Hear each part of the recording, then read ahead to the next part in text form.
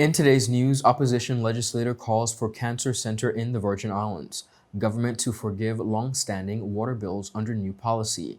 Veteran expert to lead BVI's tourism marketing initiatives. Event showcases the BVI's potential in entertainment tourism. Funeral home recently introduces its Majestic Life-like viewing. Killings in December took the murder toll to 623 in 2024 over in Trinidad and Tobago. And after 45 years in public service, ROWLEY reflects on legacy. In addition, Canada's PM announced his resignation amid mounting crises. We have the details of this, so much more, both on the local and regional scene when we return. He hit me. Will CG cover this? Don't worry. Remember when I was in that competitive arm wrestling circuit? Three-time champion, baby! I did feel bad crushing all those arms and dreams. So I took them all out for ice cream. And then we got crushed. Anyway, CG handled my claims fast. That explains the arm. The best cover for the best value. CG Insurance. Good like that. Attention Anegada residents! Attention Anegada residents! CCT is coming to you! That's right! CCT will be visiting Anegada every third Wednesday of the month. Need to pay your bill? Sign up for a new service? Or have a customer service concern? CCT has got you covered. No need to leave the island. CCT is here to make staying connected easier than ever. Mark your calendars for every third Wednesday starting October 16th and visit us for all your CCT service needs. For more information, call us at 444-4444 or follow us on any of our social media pages. See you soon, Anegada! Hello everyone and welcome to this edition of 284 News. It is Monday, January 6, 2025. I'm Ron Grant bringing you the very latest out of Tortola in the Virgin Islands as well as across the region and on the international scene. A happy Monday's wish to each and every one of you. Thank you all so much for joining us.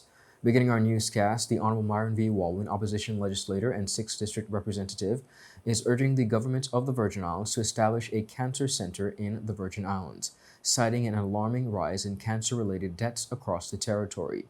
Speaking during a recent House of Assembly session, Walwyn highlighted the changing landscape of cancer diagnosis in the Virgin Islands, noting that younger individuals are increasingly affected.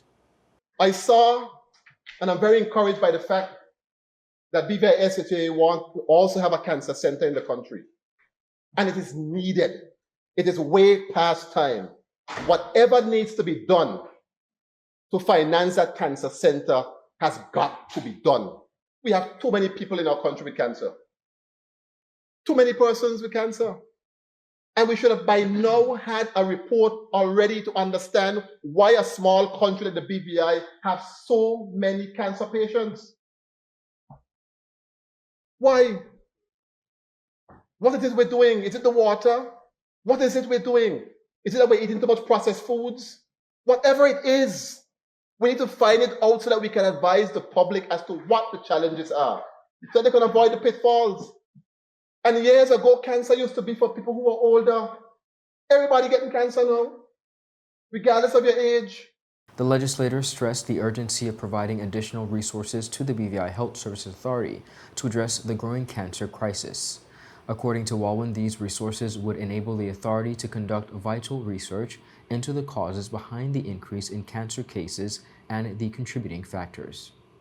So we got to figure out what is going on and try to give BVI'S whatever support they need. Because regardless of what, regardless of how much money you have, you're going to end up at people's hospital if you get sick. You can go Bougainvillea, you can go everywhere else you want. You will end up at people's if it's severe enough. So it behooves all of us, Madam Speaker, to address this health issue and give the support to BVI'HSA that they're asking for. Walwyn's comments come amid growing concerns about the prevalence of cancer within the territory, with many residents calling for improved healthcare infrastructure and specialized treatment facilities. A cancer center, he urged, would provide a local solution to prevention, diagnosis, and treatment, reducing the reliance on overseas medical services. While no official response from the government has been provided as yet, Walwyn's call underscores the need for a proactive approach to combating cancer in the Virgin Islands. Residents grappling with long outstanding water bills may soon find relief under a newly introduced policy by the Ministry of Communications and Works. This initiative, announced by Minister for Communications and Works, the Honorable Kai M. Reimer, aims to address persistent concerns from residents burdened by long-standing high water bills, often attributed to undetected water leaks and other systemic issues. During a recent sitting of the House of Assembly, Honorable Reimer emphasized the government's commitment to alleviating the challenges faced by residents while addressing water woes across the territory. We are working on getting a tender for a leaking reservoir or leaking reservoirs, Madam Speaker. That should be out quite shortly so we could address those. Madam Speaker, I get the calls regular. Persons are concerned about their water bills. They have these aged, old water bills. They have leaks that they weren't aware of. Madam Speaker, a policy is drafted within the ministry to forgive those debts, where we'll be able to relieve portions of some of those debts within the policy. And these would also go for bills over a certain amount of years, so that when we move or merge water and sewage, because right now the law has been passed for water and sewage to be a statutory body anyhow. So hearing the opposition speak about the bad idea of moving or merging water and sewage, I respect their opinion. But Madam Speaker, this House already approved water and sewage to be a statutory body. The minister reaffirmed his administration's intent to leverage legislative tools to address the water supply and billing issues, comprehensively, that is. It's always been a topic of conversation, but I think it's at its boiling point right now, and whatever needs to be done will be done. And shortly, some announcement would be made in terms of how we will be addressing our water situation. We're aware our Procurement Act is not all that friendly for us to be able to be responsive. Well, Madam Speaker, as a government that understands and would be able to maneuver through these situations. Opposition legislator, the Honorable Myron V. Walwyn, also weighed in, acknowledging the structural challenges faced by the Water and Sewage Department. According to Walwyn, the department lacks adequate resources to tackle the water supply problems effectively, leaving many residents without access to basic water infrastructure. The water problem needs to be fixed in the country. We can't say that we are a prosperous nation when our citizens go home in the evening and they can't get water to bathe. And particularly now it's December, where the children are home from school and you can't flush the toilet. That is the state of our country. We can't feel good about it. And Madam Speaker, whatever we need to do, blame aside. Because we're tired. One thing we do, we're good at blaming this and blaming that and blaming that, and the problems persist. Fix the problem, regardless of what it is. Honorable Walwyn further criticized the government's insufficient allocation of water infrastructure improvements, urging for increased investment to ensure reliable access for all residents. And I saw $200,000 there in the recurrent side of the budget for water and sewage. That's not enough for those guys. I know you have some more there in the capital side, but the recurrent side is what I use every day. And I pleaded, and I know other members pleaded, the minister himself pleaded. And we come back with the same little $200,000 there to fix. Every minute, pipes are breaking in the country. District 6 alone will eat up all of that money. Because if a day does not pass and we don't have at least 3 or 4 broken pipes in District 6. And I know that's the case in other districts as well.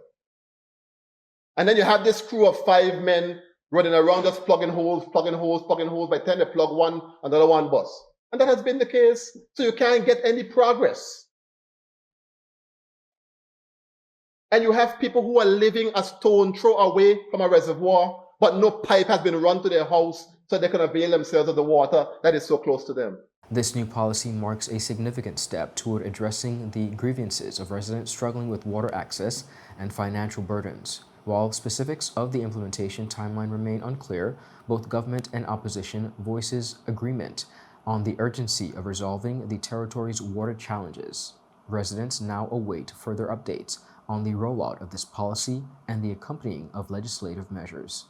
Up next, viewers, we have much more on the local scene. We'll be right back after a quick commercial break. Just give me my service. Yeah. Just give me my service. Just give me my service. Make the switch to CCT and get connected today. Unlimited talk, text, and data.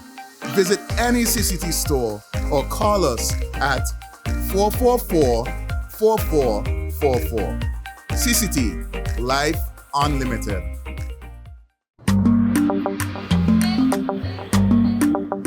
Yo, everything good, Dad? Aye. This thing got me one way, Daddy. What do you mean? Ever since I hook up with this thing, I can't eat, I can't sleep. This is the first thing I touch it when I reach home. What do you really? Hey, this ain't like you, you know. Dad, this thing got me staying home, keeping out of trouble me. Wow. What your name is? Shit. I talking about my CCT life.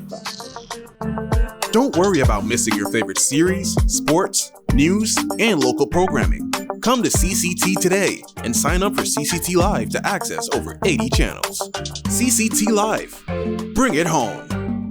1 month free trial turn into 5. 5 months turn into, well, you know I hustle. I watching ball. I been watching football. Dad, Nickelodeon, Paw Patrol. I am hooked. Hook, I tell you. At Higher BVI, we're not just about business. We're about empowering lives, and that is because we aspire to inspire. By choosing us, you're supporting a company that believes in equal opportunities, diversity, and community growth. Our mission goes beyond profit. It's about providing HR solutions, fostering talent, and leaving a positive impact. Join us in building a better future, a better BVI. Choose Higher BVI, where your support isn't just a transaction, it's a transformation. Together, we're changing lives in these beautiful Virgin Islands. Welcome back, everyone, and thank you all so much for sticking with us. Moving right along on the local scene, the British Virgin Islands Tourist Board and Film Commission has recently announced the appointment of Mrs. Natasha J. Chowell as the new Deputy Director of Tourism. Mrs. Chowell brings over 2 decades of expertise in tourism development, international marketing, and public relations to her new role. Her deep-rooted experience in the BVI's hospitality and marine industries, combined with her extensive network of industry relationships, positions her as a strategic leader in advancing the territory's global tourism profile. Most recently, Mrs. Chowell served as Director of Marketing as the British Virgin Islands Ports Authority. In her role as Deputy Director of Tourism, Mrs. Chowell will assist the Director in developing, implementing, and overseeing a broad range of tourism marketing strategies.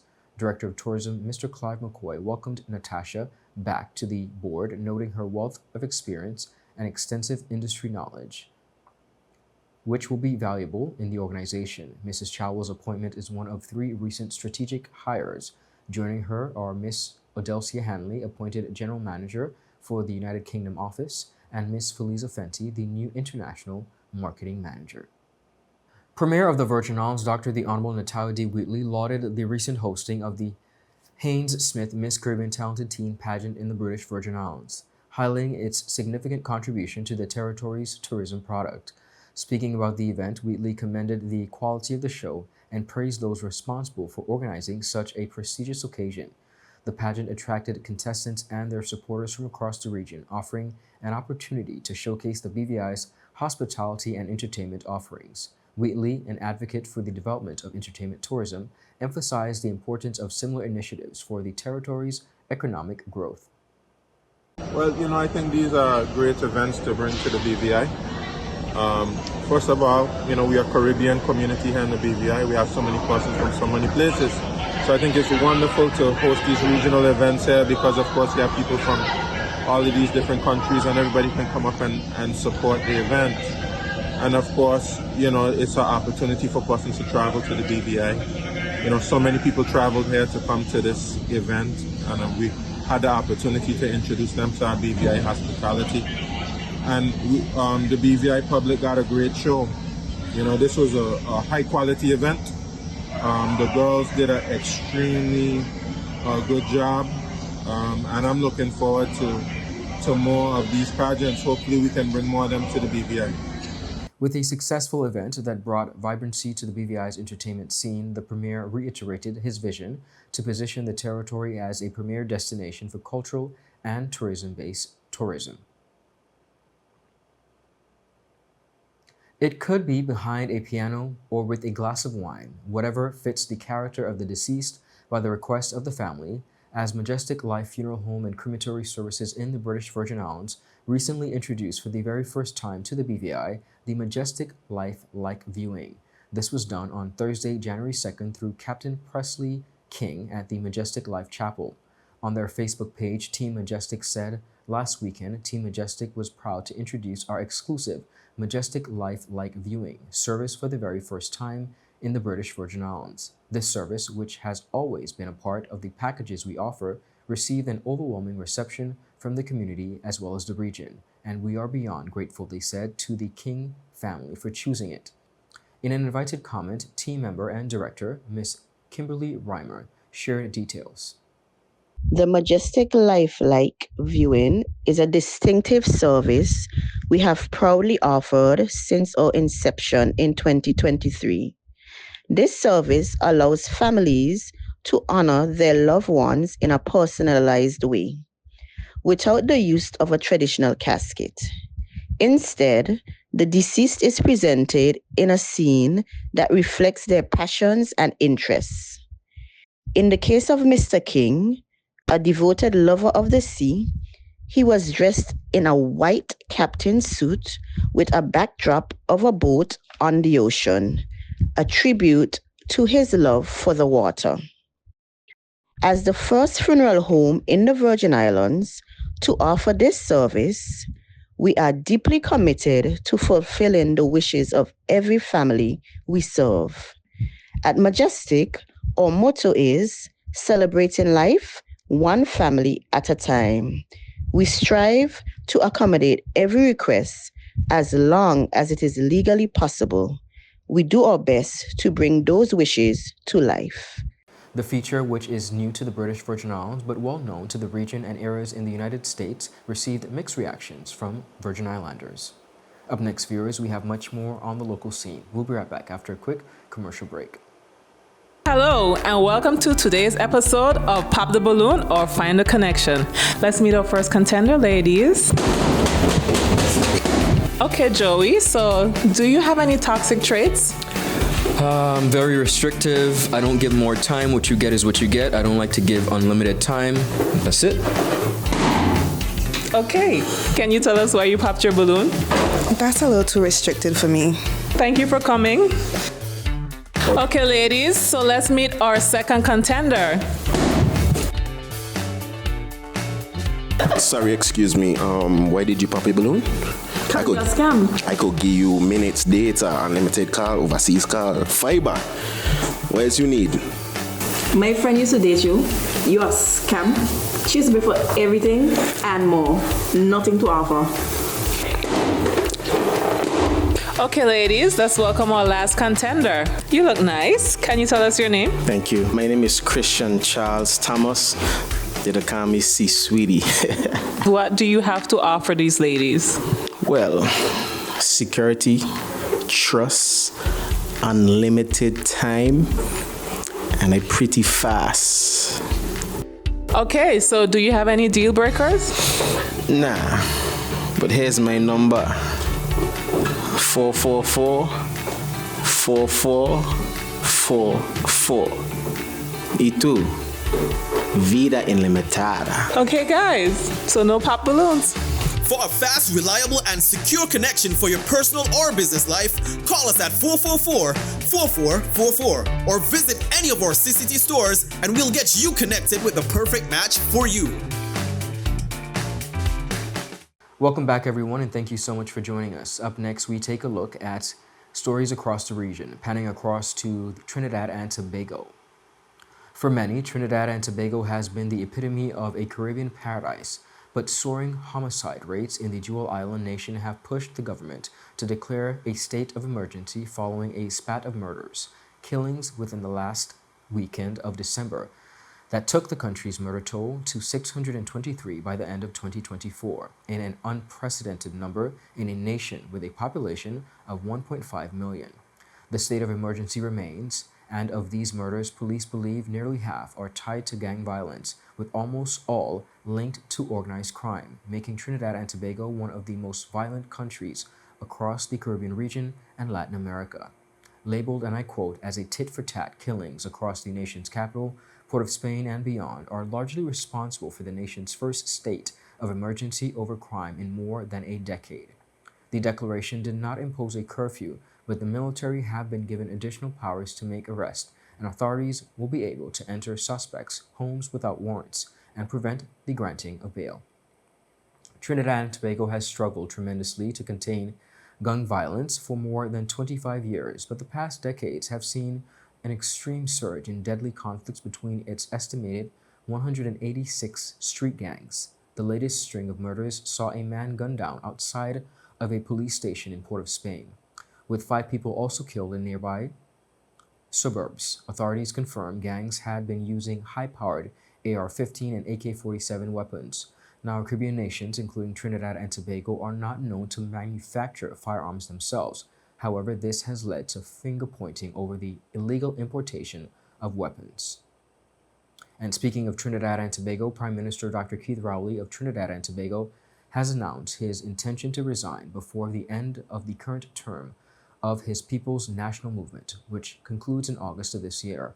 Dr. Rowley, 75, who has served in public office for 45 years, shared the news during a recent address in Tobago, marking the end of a political journey that began in 1981. Rowley reflecting on a career that saw him rise from humble beginnings, planting of grassroots in Tobago's Hope Estate, to leading the nation through some of its most challenging times. Under his leadership, the PNM secured victory in the 2020 general elections, winning 22 of 41 parliamentary seats. Dr. Rowley expressed pride in mentoring young leaders within the PNM, ensuring the party's continuity after his departure. At the last election, 2020, when I announced the PNM victory in Balizé House, I said to this country, I will not be doing that again. And I meant it, and I've kept it. I've also said that I've brought into the political arena a number of young people who had served at that time 1 term. Many of them are still in government, about to complete their 2nd term. Experienced, some of them with 9 or 10 years approximately of service in the government. So the government and people of Trinidad and Tobago have a cadre of people, mainly young people, who came into public service with all its warts and have prepared themselves to take this country forward. During his tenure, Rowley navigated significant national challenges, including the COVID-19 pandemic. He expressed relief over the recent Pan American Health Organization reports that dismissed fears of another outbreak. However, Rowley also lamented the increasing hostility in the political discourse. I had the experience of managing this country through COVID. Only today, I was happy to receive on the way here a PAHO clearance from a concern that up to last night, there was a concern that there was another outbreak of a COVID-type virus in China. The international agency has just confirmed to us that there's no need to worry and that the story about an emergency in China, state of emergency in China, is not correct. I was particularly pleased to hear that because God knows we don't want to go through another COVID.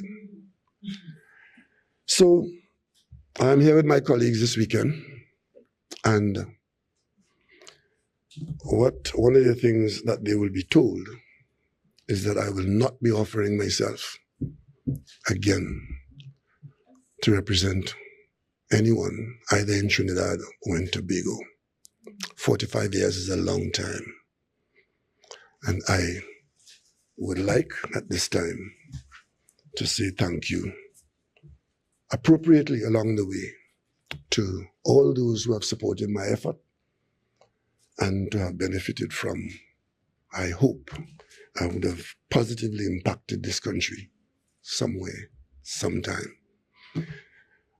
As we settle Tobago screening tomorrow, I continue to be the political leader of the PNM. We will call for nominations in the other seats where I represent the people of Diego Martin West, who have supported me resolutely from 1991 to now. And I will thank them appropriately and ensure that they are not left adrift. But I will not be offering myself, as I just said. And I'll say something else. Before the end of the legal limits of this term, I will resign this office. As the PNM prepares for its next chapter, ROWLEY's departure marks the end of an era in Trinidad and Tobago's political landscape, with his contributions leaving an indelible mark on the nation. Canada's Prime Minister Justin Trudeau has announced his intention to resign after 9 years as leader, citing personal reflection and a mounting set of challenges. The 53-year-old Liberal leader shared his decision during a news conference on Monday, January 6, stating he will leave office once a new leader is chosen. Over the holidays, I've also had a chance to reflect and have had long talks with my family about our future. Throughout the course of my career, any success I have personally achieved has been because of their support and with their encouragement. So last night over dinner, I told my kids about the decision that I'm sharing with you today. I intend to resign as party leader, as Prime Minister, after the party selects its next leader through a robust, nationwide, competitive process. Last night, I asked the President of the Liberal Party to begin that process. This country deserves a real choice in the next election, and it has become clear to me that if I'm having to fight internal battles, I cannot be the best option in that election. The resignation comes as Trudeau faces increasing political pressure, including plummeting opinion polls, internal party tensions, and external crises, such as tariff threats from Donald Trump's during his U.S. presidency. Now, Trudeau's decision to step down is widely viewed as a strategic move ahead of a general election scheduled for later this year, which his Liberal Party is expected to lose to the opposition Conservative Party. Trudeau's announcement that the Parliament of Canada will be suspended until March 24th to allow for a selection of a new Liberal Party leader. While no successor has been named, the new leader will need to quickly rally the party ahead of the upcoming election, which must be held by October 20th, but could be called much earlier. Trudeau, who has led the Liberal Party for 11 years, became a global figure during his time as Prime Minister, known for his progressive stances on climate change, immigration, and the LGBTQ rights. However, his tenure also marks by controversies including ethics violations, cabinet resignations, and growing dissatisfaction among Canadians over economic challenges and governance. Now, polls suggest that the Liberals are poised for a significant defeat to the opposition Conservative Party led by Pierre Poilievre. Trudeau criticized Poilievre for their vision of Canada, saying, and I quote, "It is not the right of one Canadian." Trudeau's departure marks the end of an era in Canadian politics, once again, leaving the legacy that will be debated for years to come. Viewers, that is it for today's News Roundup. Be sure to follow us for your daily news updates at Tweet4Media and Tweet4BVI on Instagram and Facebook. Of course, follow us on our WhatsApp channel for much more updates. I'm Ron Grant. Welcome back to another week of news. I'll see you tomorrow. Have a beautiful evening and happy Monday. Goodbye.